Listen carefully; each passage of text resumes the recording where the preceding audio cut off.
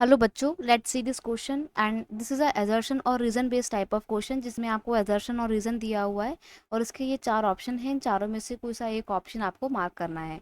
तो रीड करते हैं पहले assertion और रीजन को। assertion है many of the top multinational company have wealth exceeding the entire budget of the developing countries government. यानी कि यहाँ पर बोल रहा है कि कुछ एमएनसी इतनी बड़ी होती हैं, उनके पास इतना ज़्यादा पैसा होता है कि जितना एक डेवलपिंग कंट्री का पूरा बजट होता है ना, कई बार उससे भी ज़्यादा वेल्थ होती है एक मल्टीनेशनल कंपनी के साथ।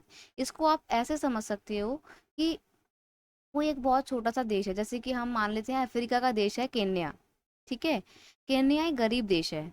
केन्या का ईयरली जो बजट होता है ना, वो मान लो कि वो बजट है 2 बिलियन, समवेयर अराउंड 2 बिलियन का है। अब केन्या में एक मल्टीनेशनल कंपनी आके इन्वेस्ट करती है पैसा। अब वो जो मल्टीनेशनल कंपनी है, वो मल्टीनेशनल कंपनी का जो वेल्थ है वो है 5 बिलियन का। ये जो वेल्थ है वो टेन्योर उसका 5 बिलियन का है। तो वैसे में अब आप खुद सोचो, जितना उस छोटे से देश का पूरे साल भर का बजट है ना, उस पूरे बजट से भी ज्यादा बड़ी तो वो मल्टीनेशनल कंपनी है। ऐसा होता है एक्चुअल में। कब होता है? जब देश बहुत ज्यादा छोटे हों और बहुत गरीब हों। तो ये जो एजर्शन दिया हुआ है ये बिल्कुल सही है। कई बार एमएनसी एक्सीड करती हैं छोटे देशों के बजट को। रीजन दिया हुआ है, there is another way in which multinational company control production. Multinational company और भी तरीके से प्रोडक्शन को कंट्रोल करती है। Large multinational company in developed countries place order for production with small producer.